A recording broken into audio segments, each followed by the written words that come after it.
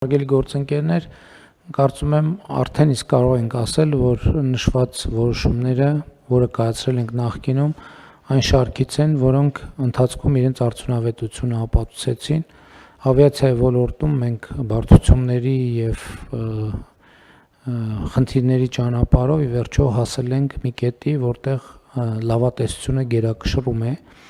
եւ Հայաստանում զբոսաշրջության թվերի էական աճը իհարկե կապված է նաև այդ որոշումների հետ եւ կարծում եմ արժևում մենք ավիացիայի ոլորտում երկու հիմնական առանցքային խնդիր կա, որը պետք է լուծենք։ Առաջինը զվարթնոց օդանավակայանի հետագա զարգացման արդեն իսկ համաձայնեցված ծրագիրը հայեցակարգը դեռ master plan-ի մակարդակի չենք հասել, թե հասել ենք մասը։ Այսինքն զվարթնոց օդանավական կարճ ասած չի երիքում։ Պրոբլեմը պետք է ընդլայնվի հնարավորինս արագ տեմպերով։ Երկրորդը քաղաքացիական ավիացիայի կոմիտեի, այսինքն մարմնի այնպիսի բարեփոխումը, որտեղ մենք կարողանանք լիարժեք այն ներուժը, որ մեզ հնարավորություն կտա ունենալ միջազգային մակարդակի ավիացիոն անվտանգության ստանդարտներ եւ ոչ միայն ունենալ, այլև դրանք անդադ թարմացնել եւ դրանց կիրառման պատշաճ որակը ապահովել, դա նույնպես անհետաձգելի հարց է։ Ուզում եմ հիշեցնել, որ մենք օրակարգում ունենք Սյունիք օդանավակայանի միջազգայինի կարգավիճակ տալու հարցը, դա շատ մեծ տնային աշխատանք է պահանջելու մեզնից,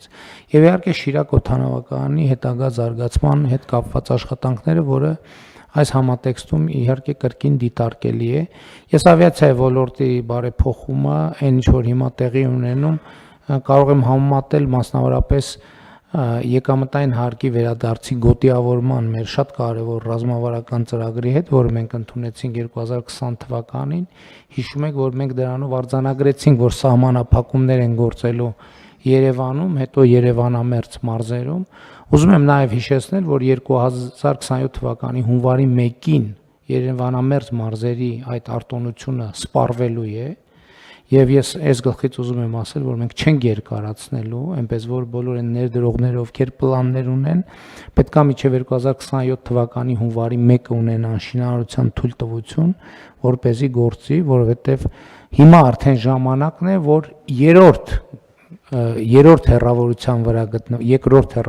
վրա գտնվող մարզերում գործի ծրագիրը, որտեղ նույնպես որոշակի սահմանափակումներ կլինեն, բայց մենք ուզում ենք այս բնականաշինարարությունը տեղափոխվի։ Ես հստակ ասում եմ եւ չեմ քննարկելու այս հարցը 2027 թվականի հունվարի 1-ին Երևանամերձ մարզերի համար ժամկետը ավարտվում է եւ չի երկարացվելու։ Նրանք ժամանակ կա, ովքեր մտածում են, պլաններ ունեն, այսօր թող իրենց ներդրումային ծրագրերը ճշտեն եւ 2027 թվականի հունվարի 1-ի դրությամբ ունենան շինարարության թույլտվություն, եթե ոչ արդեն պետք է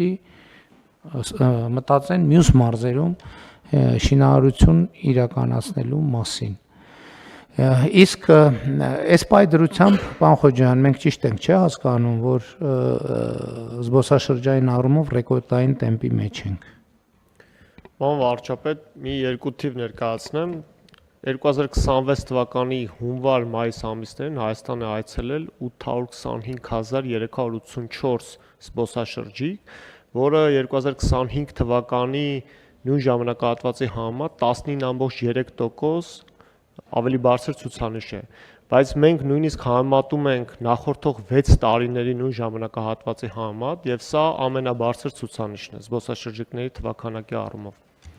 Իսկ պարոն Սիմոնյան, ունենք վիճակագրություն, թե մենք քանի ուղևորի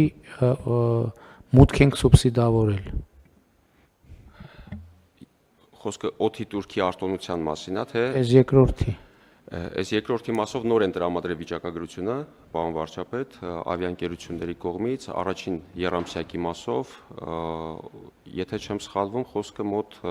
առաջին եռամսյակի մասով մոտ 30,000-ի կարգի ուղևորների մասին էր, բայց երկրորդ եռամսյակի թվերն էլ դեռ մշակման փուլում են, ես կարծում եմ, բայց ես կարող եմ ներկայացնել օդի Թուրքի արտոնության մասով, որքան ենք տրամադրել արտոնություն, եւ դա կարելի ասել այդքան ներդրում ենք իրականացրել այդ ոլորտում, Ընդհանուր 20 թվականից, երբ որ սկսեց կիրառվել այդ կարգը, մոտ 4 միլիոն ավելի քան 4 միլիոն ուղևորներ ազատված են եղել օդի Թուրքիա այդ վճարումից, ելքից։ Եթե դա 10,000 դրամով անենք, ապա ստացվում է մոտ 40 միլիարդ դրամի ներդրում է իրականացվել։ Միաժամանակ գործող օդի Թուրքը, որը գանձվել է, իր աճը շարունակվել է, պարոն վարչապետ։ Այսինքն մենք չենք կորցրել։ Այդ եկամտային հարկի պատմությունն է, որ նվազեցնում ենք, բայց իրականում ավելի շատ եկամուտ ենք ստանում։ Ես նշեմ 19 թվին եղել է 13 միլիարդի կարգի օդի Թուրքը գանձված եւ 25-ը նշեմ, տարիներով չնշեմ, 25-ը 17.3 միլիարդի կարգի, այսինքն այդ նոր ուղղություններով հոսքը նաեւ գեներացրել է այսպես կոչված հին ուղղություններով հոսք, որը թույլ է տվել գեներացնել լրացուցիչ պետական Թուրք։